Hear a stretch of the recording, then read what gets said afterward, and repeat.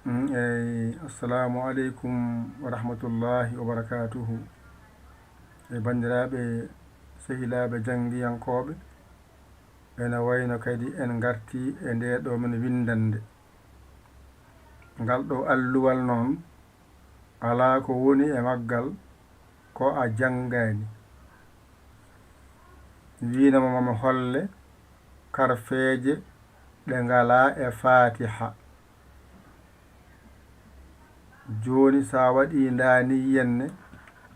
bele yawa seeɗa ay nde ɗo harfere nde ala e nder fatiha ayde nde ɗo harfere ala e nder fatiha ay a famide ay nde ɗo harfere ala e nder fatiha ay wayde nde ɗo harfere ala e nder fatiha ay nde ɗo harfere ne ala e fatiha ay nde ɗo harfere ala e nder fatiha ay nde ɗo harfere ala e nder fatiha hawra jeeɗiɗi ay ɗo goo ɗiɗi tati nayi joyi jeegom jeeɗiɗi joni noon sa yiɗi hokkude inde wootere ɗe keero inde nde mbiyata ko ni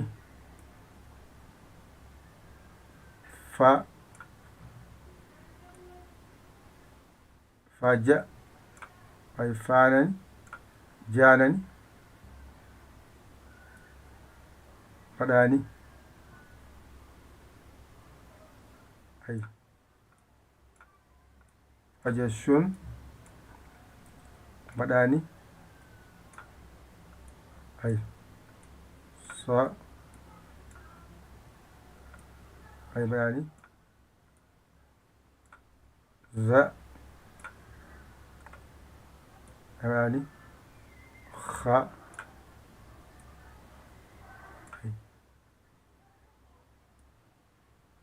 waɗani gasi joni noon mbiyaɗe faja faja shun faja shun saza khazun gasi tongare ɗo faja shun saza khazun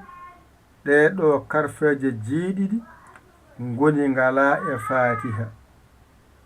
ko heddi ko fof noon ene wona nogas e jeeɗi harfere fatiha nan toon mofti ɗe tan jeeɗiɗi jaltinta e nder abajada ma he keddorɗa nogas e goo ɗen fof ene mofti nder fatiha ɗo tongata ɗum foftana hoore ma taw sa wawi ɗo tan a foftima karfeje jeeɗiɗi ko fa toɓɓuɗo jatungu piccuɗo sintoyɗo piccuɗo honi endu za koyngal hatungu piccuɗo zayyin ɗeɗo jeeɗiɗi ɗe ngala e fatiha ko heddi ko fof e ar karfeje ene mofti e nder fatiha he tan ɓolo ɗum no so jangi hen fatiha e gayni tan andu karfeje nogata jeeɗiɗi ɗe ɗe jangunɗa ɗe so windama a janngani fatiha o andu ko karfeje ma woni ɗiggani ɗum saabi oɗon mbiye hoto jawe karfeje ɗe hoto jawe limto ngo kango wallatma jangude ko jangete ko sa yawi tan andu gandal ma yawnima ala ko minata ɗo ɗe garani masde ɗe tan ngoodi karfeje ɗe ari ardi ganda masɗe ganda karfeje sa andi karfeje ganda masɗe kaƴe jadata no jaati e mbeelu mbaadi ni ko noon masgal e alkulal mbaadi saɗa janga ko ma masɗe ɗe pawo hen ne wawa yahde kadi ngal ɗo alluwal ƴettol ngal jangitol ngal haga ɗigga on saha noon waɗa ɗon faati o bange hade mon jiiɓoyaade e nder heen nde wonno mbiɗa jiiɓoɗon heen jiiɓi tan ko janngaton ko ɗum ɗiggira on waasa woɗɗaade on taw on tampani on loraaki jangde mon yaawa on sahaa somi ari mi waɗa kadi alluwa gongal hankadi faati o anndama ɗo heedi ko heddi ko ala toon anndama ɗo heedi yo Allah hokku en nande e famde ko musidɗo mon giɗo mon sabu Allah Yaya Ly Kaolack Sénégal alhamdulillahi rabbil alamina noon mo jiɗɗo jokkodirde e jangde men bisimilla ma noddata ko 00 221 77 906 14 81 mbaɗa Yaya mbaɗa Ly jiya WhatsApp o ga taggi segere ma a saggani ɗum yiɗa yo Allah wallu yo Allah newnu yo Allah ren ƴette kuɗi mon e karneji mon mbañitoɗon jaltu noon alkule jeeɗi mbimon ɗe bange e mbaɗama bange heddo sen gartoyi ngol laawol kadi ƴetten kafe tan ɓola gonɗe e faati heɗe e pawe ɗon hankkadi a wonta jiiɓade jangde ma inchallahu taala